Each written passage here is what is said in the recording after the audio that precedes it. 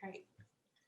So welcome everyone to the Forsyth County HR Professionals Roundtable. And this morning we have Katie Riles and Stephanie Carroll with Mind Your Business.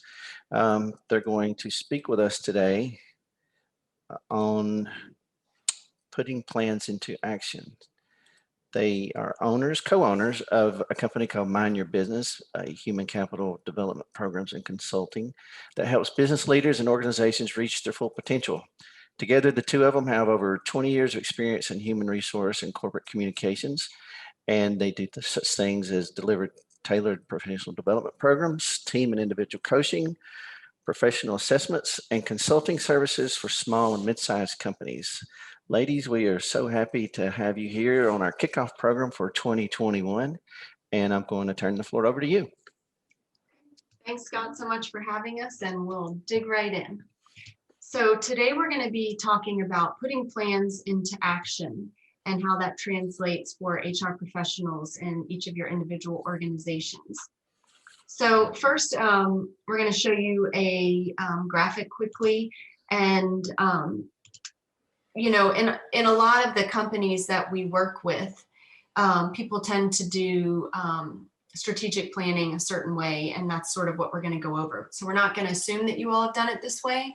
This is just one of the most common ways that we see. So it doesn't matter if you had 2 days of formal strategic planning or 10 minutes like this comic shows you. We're just going to touch on some of the main points. So with strategic planning, the first thing that most companies do is define the current status.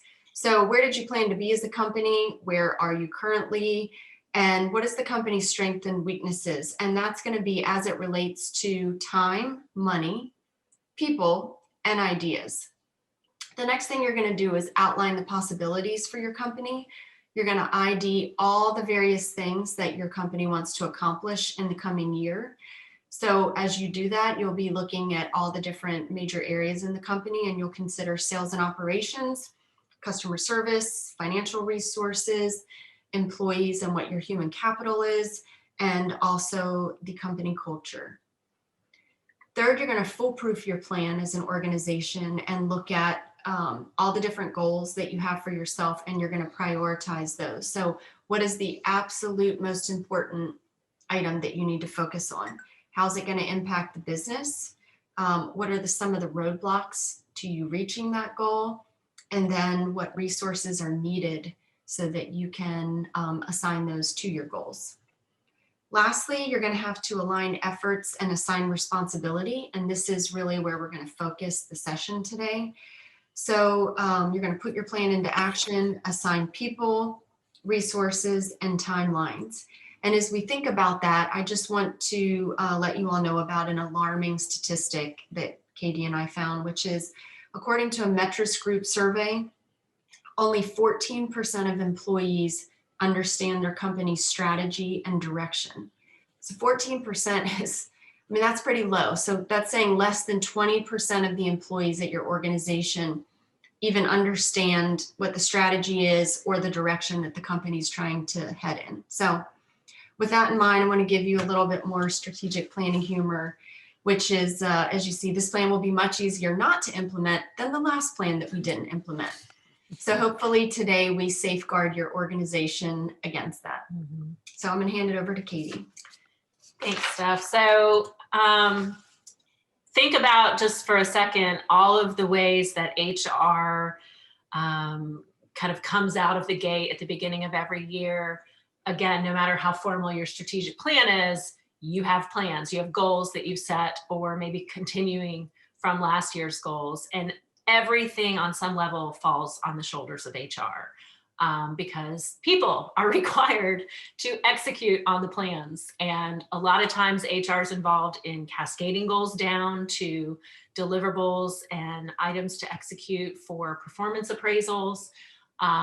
Maybe it's specific to, you know, maybe your organization's growing and you have to grow your workforce, so you have to put recruiting plans together. Maybe there's succession plans that you have to put together. So this this nice little everything falls under HR graphic gives you sort of comfort, perhaps, or overwhelming Or feeling anxiety. or anxiety Yeah. of all the things that fall on HR's shoulders.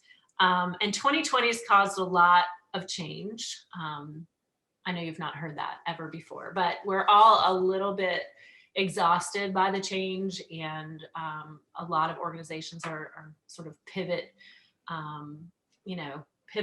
over pivoted. So another statistic based on a Gartner survey of HR professionals, in terms of what their focus is for 2021, the priority focus is on the critical skills and competencies of employees. A lot of organizations, either shrunk or took 2020 to take a look at what absolutely has to happen in this organization for us to survive. And so those critical skills and competencies are where a lot of HR focus is for 2021, whether that's development of those competencies or definition of those competencies. It's a lot of the focus within the HR community, followed by organizational design, changes in structure, leadership development, what the future of work looks like, what the future of the workplace looks like, and engaging employees and managing the employee experience in that new environment. So those are, if any of that sounds familiar, I'm sure it does, and that's what we're all focused on. So consider some of the areas of priority that you're focused on. What are some of the goals or priorities that you have going into the new year? That's what we'd like to focus on for the remainder of this session, and put those ideas on paper and give you a structure to connect what your organization's trying to accomplish to the goals and priorities that you're looking to accomplish for your own success. So one of the things that we do in a lot of the coaching sessions with different leaders is that we have this tool, and we call it the action planning tool. But so we're going to show it to you in just a minute so that you can look at it, and then we're going to work through it together.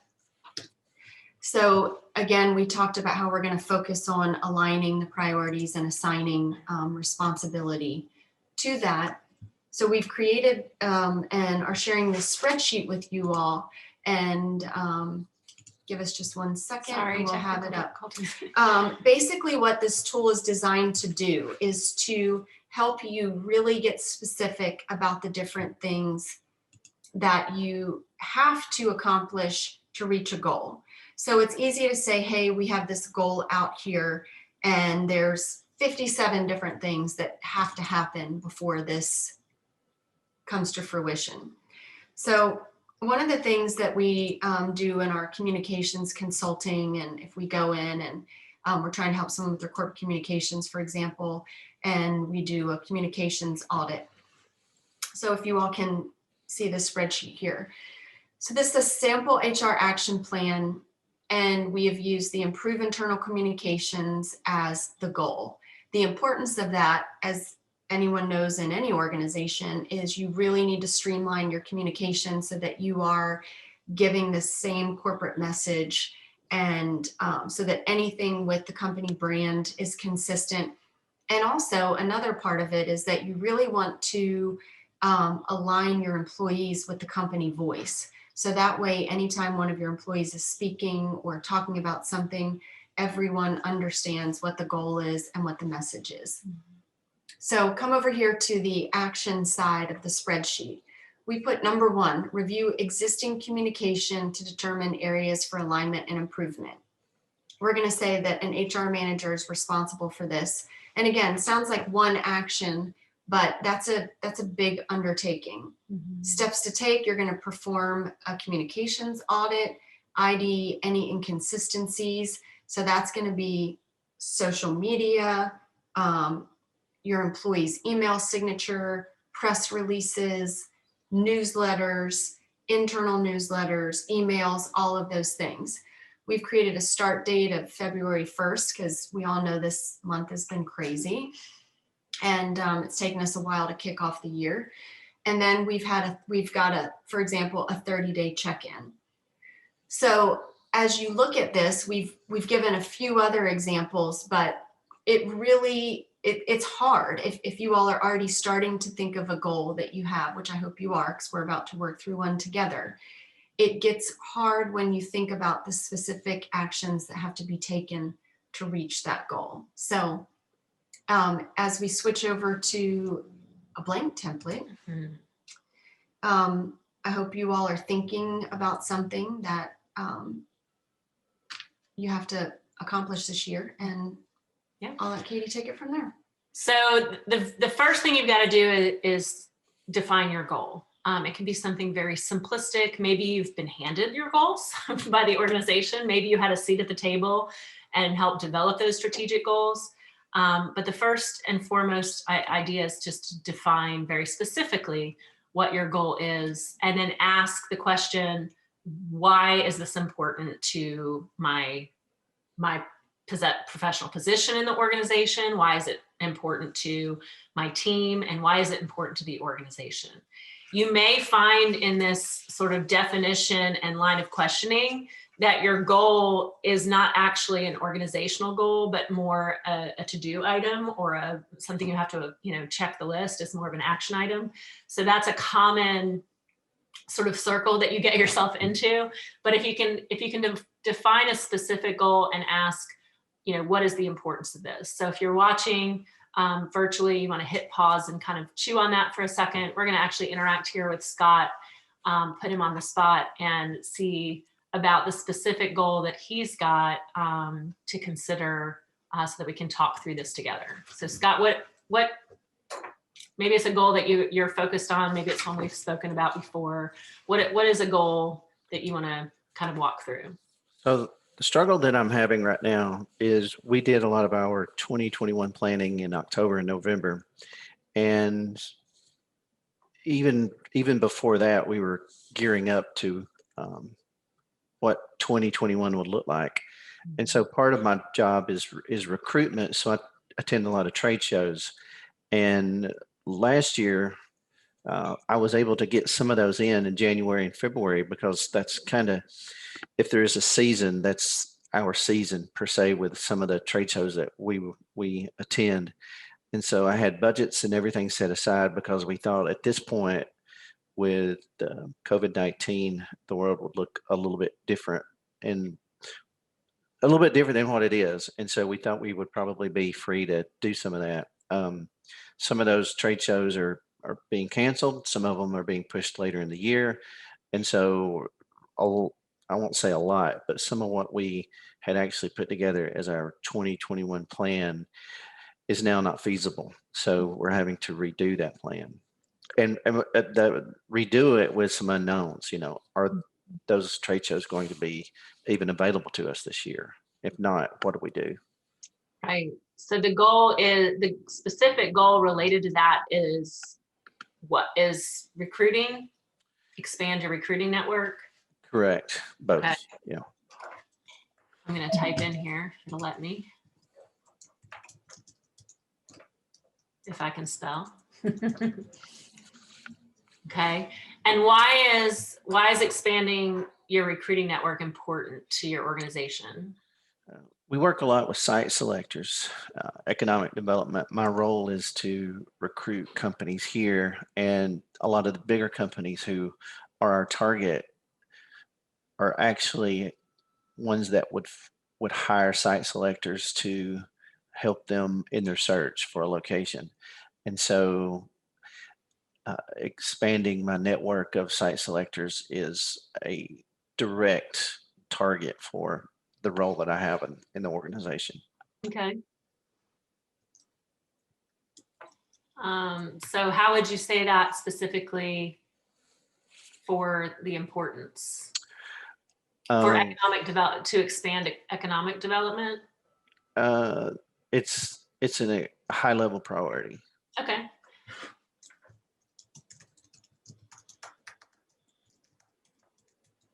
All right. So I know you said trade shows as an action item in terms of, all right, part of the way to expand your recruiting network is to attend trade shows. Mm-hmm. Okay. So let's just start there and put the specific action, which would be attend on an average basis 2. 2 usually gets us to our goal of new consultants. Mhm. Okay.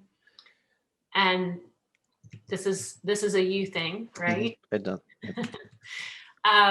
So in order to attend the trade shows, and we'll just use this as a simplistic example too, what are the steps that have to be taken specifically to get to the point where you actually attend them? And even thinking in, rethinking through 2021 terms, and the virtual opportunities, and perhaps not the in-person opportunities, what steps would you typically have to take? The first step now is to determine exactly which ones are happening and which ones aren't happening, and when. That way we can shift our resources. Right. What else? The goal will not change. The goal being expand recruiting networks. We just, if these trade shows don't happen, then we have to figure out another way of doing that. So what avenues do we have available to us? Which could be direct mails, it could be cold calling. How do I get in front of site selectors in a non-trade show kind of way? Okay. And then just let's stick there. What resources, if you do have shows that are happening, what resources do you need in order to make those successful? Collateral materials. This is also a time, the first of the year, when we update all of our collateral material to leave with the site consultants that we may be meeting at the trade shows. Okay. Are there any other people involved in putting that together? Yes, part of our communications team and I work on that. We currently are working on that right now. Okay. And so start date, you've already started, so we'll just put today's date. Okay. What were you gonna say? Yeah, Just the date. oh, I can't type, that's all. And frequency, how often? We've been meeting weekly. Okay. So your check-ins would then be weekly. What date do you have targeted for, we need to know, no go or no go? The 31st, the end of this month. Okay. Great. And if you also, are you doing the what else is there discussion in tandem with this? Right now we're looking to see what shows are happening and which ones are not happening. Okay. So if let's say they're not happening and you need to determine alternatives, what kind of resources do you need to focus on in order to discover other avenues? Reading trade materials. That was, over the holidays, there was a lot of emails that came in that I've gone through most of them, but I haven't gone through all the emails and the trade materials, such as newsletters and things like that announces that.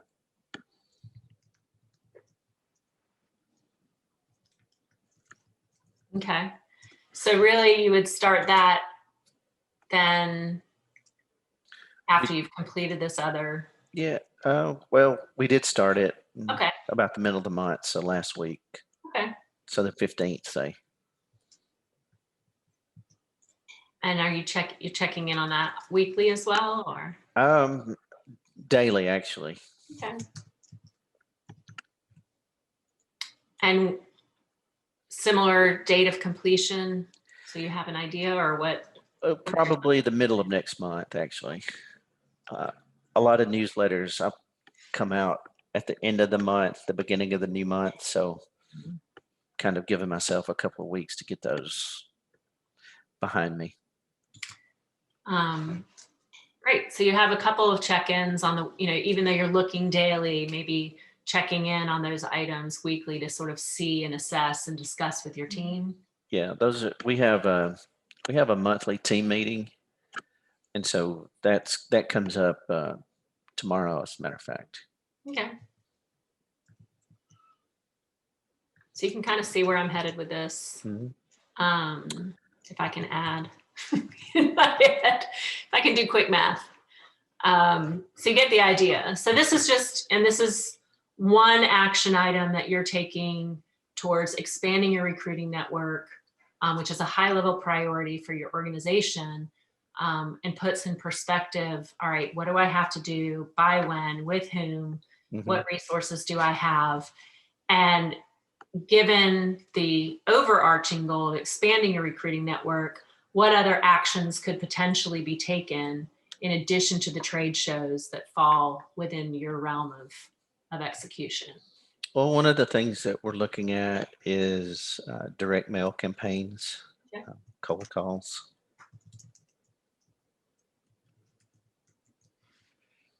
Inviting them here, hosting functions here. In Forsyth County.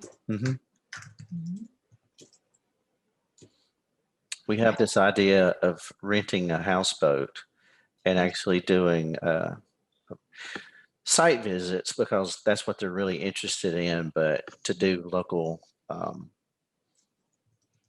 social networking with our county leadership, and spending half the day out on the lake on a nice houseboat, makes it and still with social distancing, how do you put that together? And that's, I think you get the concept here. Hopefully everybody paying attention, walking through this, you can see where this sort of takes on an ongoing life of its own worksheet. So whether you're a list person naturally, which I am not, it does force you to think through, all right, if this is our overarching goal, what is it that we really have to do? And then, steps from here are ultimately then just prioritization, which if you have timelines, start dates and end dates, and you understand the level of importance or what resources you may have or resources that you're going to need that are going to rely on someone else, then you have to then communicate with that person and connect with them to determine next steps. The other thing, this works well for teams, like you said, when you have other people because a lot of times these goals are going to be interconnected with other people, either in your department or maybe it's a cross-functional sort of goal for the company. So if you house this spreadsheet in Google Docs, it becomes a really great tool for everyone to check in on. And the great thing is it's very transparent in terms of who's in charge of what, and you're already preloading these dates. The downside is if someone slips, or the downside for them is everyone's going to know, but this could be something that everyone goes in to update their portion of the responsibility. And it just makes an easy, quick way to check in on it and keep track of it. Now, we did this very quickly. Don't be surprised if once you get into it, it takes you a lot longer as you're trying to spell out all the action items and the steps that need to be taken, and even the resources, both in human collateral and also financially, what it's going to take to reach the goal. A lot of the work is upfront work while you're doing this, and then it just becomes a plan that you follow, which is great. It's almost like following a recipe to make something. Once you do the work up front and understand all of it, it just gets a lot easier. So hope that that's helpful for you all as you move forward. And of course, we're going to give you all some information on how to contact us so that you can reach out to us at any time. So sorry, we found so many great little silly jokes on strategic planning. We had to share them with you all. So here's the last. We'll let you pause and read.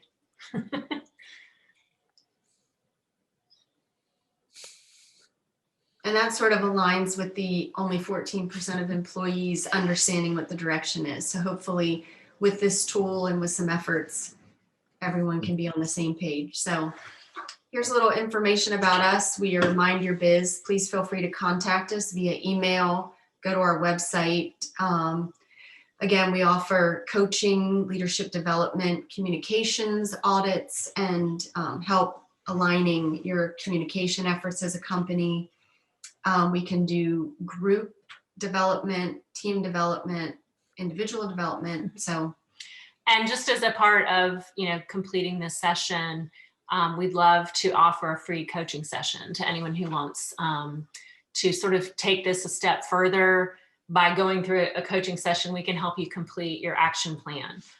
We can help you define, which pieces of it are more uncomfortable for you or more foreign for you, and get your priority focus in line. So we'd love to speak with you and offer you an hour coaching session just to kind of take this a step further for yourself and your HR team and your organization as a whole. So thank you guys for joining. yes, thank you.